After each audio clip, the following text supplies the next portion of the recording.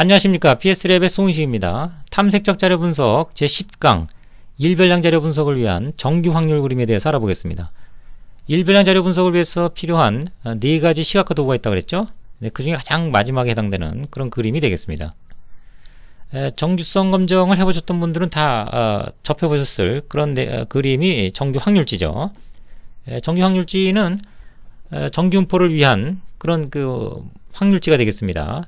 로그노멀은 로그노멀대로요. 와이블은 와이블대로, 또 지수분포는 지수분포대로 각각의 확률지가 있죠. 그래서 과거에 PC가 없었을 때는요, 이와 같이 프로세스로부터 한 개 열의 데이터를 수집을 하게 되면 이 데이터를 각 확률지에 타점을 해서, 자, 이와 같이 직선으로 관찰되면 그 데이터는 그 확률지의 분포로 설명될 수 있다. 뭐 이런 해석을 할 수가 있었던 거죠. 최근에는 뭐 PC를 전부 판단하기 때문에 주변에서 확률지를 관찰하기 좀 보여지긴 쉽지는 않습니다만, 만약에 신뢰성 교육을 한다 그러면 이제 분포에 대한 이해가 좀 필수입니다. 그래서 그 같은 교육에서는 분포의 이해도를 넓히기 위해서 확률지를 가지고 뭐 실습을 하기도 합니다. 자, 그러면 어떤 구조로 이루어졌길래 이것이 정규분포인지 여부를 우리가 판단할 수 있는가? 뭐 간단하게 그 원리만 좀 보면요, 우리가 정규분포가 있다 그러면요, 타점이 좀 많이 몰려있죠. 요 중앙 부위에. 그러니까 이게 이제 뾰쭉 올라간 거죠. 그래서 요 정규 곡선을 하나의 직선으로 보는 거죠. 철사로. 그래서 그걸 폈을 때 요 부위에 데이터가 많이 몰려있기 때문에 직선상으로도 여기에 타점의 밀집도가 굉장히 높습니다. 그래서 보통 이것을 타점으로 표현하면 요 50%일 주변에 데이터의 빈도가 좀 높게 관찰되겠죠. 지금은 데이터가 몇 개 안 되기 때문에 뭐 밀집도가 크게 높아 보이지는 않고는 있습니다. 또 가상자료를 갈수록 빈도가 떨어지기 때문에요, 네, 이쪽 부위에 점점 데이터가 줄어드는 그런 경향을 보이고요. 또 이상점이 만약에 있다 그러면 이 직선에서 좀 많이 떨어지는, 이탈하는 그런 양상을 이제 보이기도 합니다. 그래서 이 타점별로 여러 가지 그 움직임을 미세하게 우리가 관찰할 수 있기 때문에 탐색적 자료 분석에서는 굉장히 유용한 그런 확률 그림이 되겠습니다. 네, 그거를 우리 모눈종이를 보시면 정규 확률지 같은 경우는 그래서 중심 부위에 모눈종의 밀도가 굉장히 좀 밀하게 돼 있죠. 촘촘하게 돼 있습니다. 또 로그노멀이나 와이블 분포는 그 분포 함수의 상태에 따라서 요 밀집도를 좀 달리 가져가죠. 그래서 각각의 분포별 특징이 있는 확률지가 존재하게 되는 거죠. 뭐 결론적으로 보면은 지금 같은 경우는 AD 값, 이전 9강에서 설명드렸던 바와 같이 앤더슨 달링이라는 그 디퍼런스의 그 값이 0.166, 이것을 P값으로 바꿔놓으니까 0.913이죠.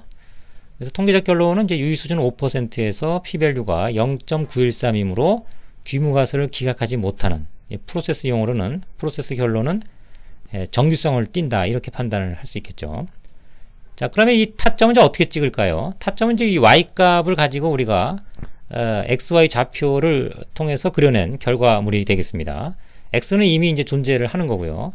자, 그러면 이제 y를 어떻게 만드는지를 우리가 알면 되는데요. 일반적으로 뭐 여러 가지 식이 있습니다. 대여섯 가지가 있어요.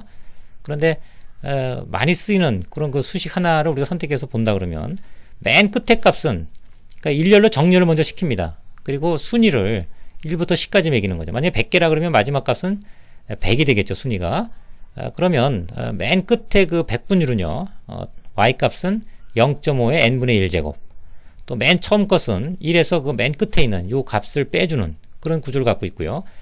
중간에 그 2부터 n-1까지의 y값 타점들은, y값들은 데이터 개수와 각 순위를 가지고 결정되는 그런 값이 되겠습니다. 뭐 그 내용을 우리가 엑셀로 간단히 좀 알아보면요, 네, 미리 이제 데이터를 옮겨놨습니다. 그래서 맨 끝에 것은 보시는 바와 같이 0.5의 n제곱, 가로 열고 1 마이너스, 네, n은 지금 10이기 때문에 12를 써야 되겠죠. 네, 이런 값이 되겠습니다. 100분율이니까 이제 100을 곱해주는 결과값이 우리가 10번째 해당되는 y값이 되겠습니다. 그 다음에 맨 처음 것은 1에서 빼준다 그랬죠. 근데 이제 100분율이니까요, 100에서 빼주면 되겠네요. 네, 100에서 값을 빼주면, 맨 끝에 있는 값을 빼주면 첫 번째 y값이 되겠습니다. 자, 그리고 중간부터는 100분이니까 이제 100을 곱해주고요.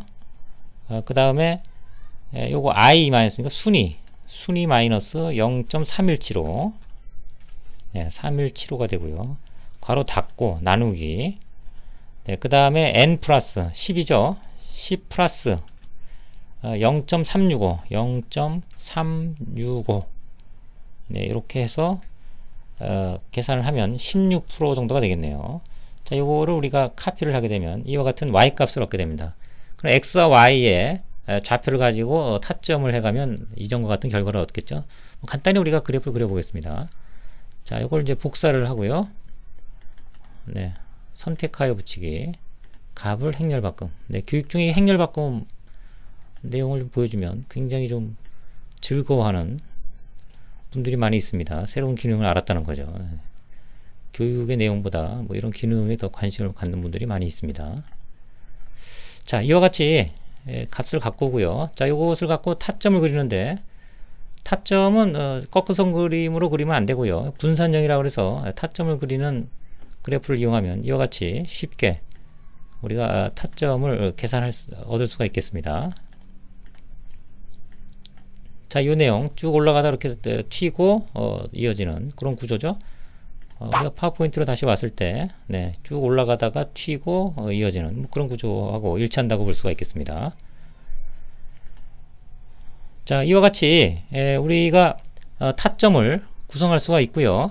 그리고 그를 통해서 뭐 정유성 여부를 이제 판단하는 뭐 그런 내용을 확인을 했습니다. 그럼 이전에 말씀드린 것 같이 이와 같이 이제 정규 확률도를 그렸을 때 타점들의 미세한 변화를 우리가 이제 감지할 수 있는데요. 그러면 EDA 관점에서 이것들을 이제 활용하는 방법을 설명을 드리면요. 우선 그 히스토그램의 형태별로 정규 확률 그림이 어떤 형상을 띠는지를 비교한 그림입니다. 그러니까 우변 기운 분포 같은 경우는 밀집도가 이제 한쪽이 굉장히 높죠. 그러다가 오른쪽으로 갈수록 빈도가 떨어지면서, 네, 직선에서 좀 이탈하는 그런 정도가 심해지죠. 또 오목한 형태로 바뀝니다. 좌변 기운 분포는. 그래서 오목한 형태로 바뀌고 역시 왼쪽으로 갈수록 빈도가 낮아지면서 이탈 정도가 심해지는 그런 구조를 띠고 있습니다. 급첨이라고 하는 거, 뾰족한 거죠. 어떤 특정 그 가운데 값에 이제 빈도가 굉장히 높은 그런 구조입니다. 그것은 이제 S 형태를 띠고요. 왼쪽과 오른쪽으로 갈수록 그 빈도가 급격히 낮아지기 때문에 점점점점점점 이렇게 띄엄띄엄 떨어지면서 약간 그 이격의 정도가 증가하는.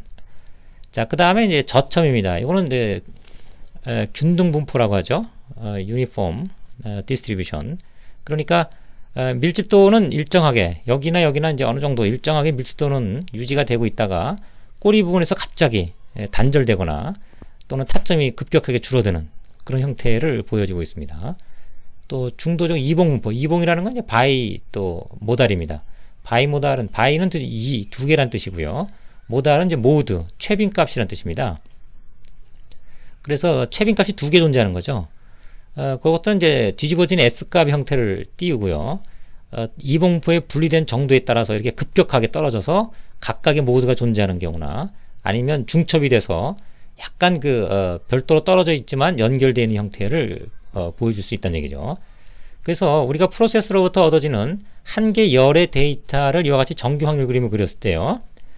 미세한 타점들의 분포를 보면 이 둘의 중간 사이에 존재할 수도 있고 이 둘의 중간 사이에 존재할 수도 있습니다. 그래서 이와 같은 기본적인 정규 확률 그림을 표준으로 보고 서로 빗대서 비교하시면 프로세스 내용을 관찰하시는데 많은 도움이 되고요. 특히 절대 평가는 아니죠. 그래서 한 개 프로세스를 가지고 일정한 시간 간격으로 우리가 정규 확률 그림을 그려가면은 여러 가지 그 변화되는 상태를 상대적인 관점에서 관찰할 수가 있다. 뭐 이런 것이 가장 큰 EDA의 특징이라고 볼 수 있겠습니다.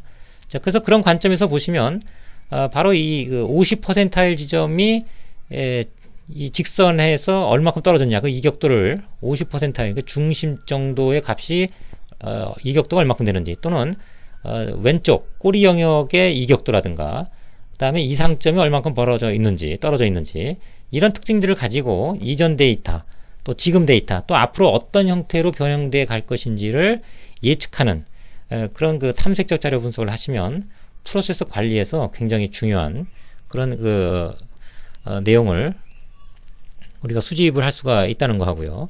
특히 우리가 이제 정유성 검정이라고 하는 부분을 조금 더 바라보면요. 자, 이와 같이 미니 탭을 통해서 우리가 정규성 검증을 할 수가 있죠. 그때 우리가 활용하는 것이 바로 정규 확률지입니다. 자, 그래서 정규 확률지를 이와 같이 미니 탭으로 그릴 수가 있습니다. 자, 들어가기 전에, 결과를 보기 전에요. 자, 앤더슨 달링이라고 하는 것은 꼬리 부분의 어떤 적합도 정도가 굉장히 좋은 걸로 알려져 있습니다. 경험적으로. 그래서 꼬리의 어떤 상태에 따라서 정규성 여부를 판단하는데 굉장히 좀 유리하다. 그래서 많이 쓰이는 그런 검정법이고요. 콜모로고프, 스미르노프는 이건 이제 데이터 양이 많은 경우에 적합도가 좋다는 것으로 좀 알려져 있습니다.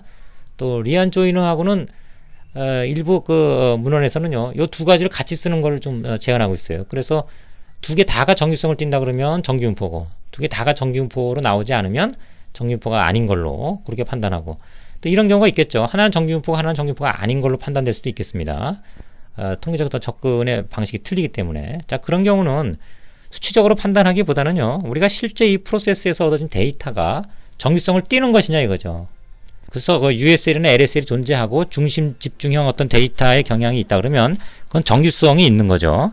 자, 그런 경우는 수치에 관계없이 정규성이 아닌 경우면 그것이 왜곡됐다, 즉 프로세스에 뭔가 문제가 있다, 이런 징후로 우리가 판단을 하고 해석에 들어갈 수 있다는 얘기죠. 그래서 수치적인 어떤 관점에서만 해석하기보다는요, 실제 이 분포가 정규성이 나와야 되는 거냐, 그렇지 않은가의 관점에서 우리가 해석할 필요가 있다는 겁니다. 자, 그런 부분을 염두에 두시면 우리가 이 EDA를 통해서 분석을 하는 것하고 또 확증적 자료 분석을 통해서 겸해서 같이 그 프로세스를 판단하는데 굉장히 유용할 것이라고 이제 판단할 수가 있겠습니다.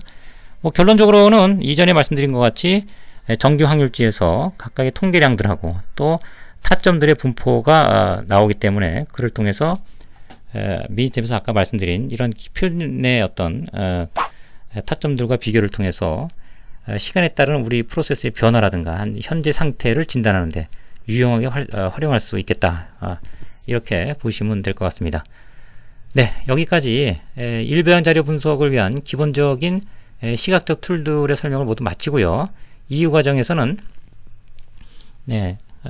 케이스 스터디에 대해서 지금까지 배웠던 내용을 학습하는 그런 과정을 강의를 이어가도록 하겠습니다. 네, 강의를 마치도록 하겠습니다. 수고하셨습니다.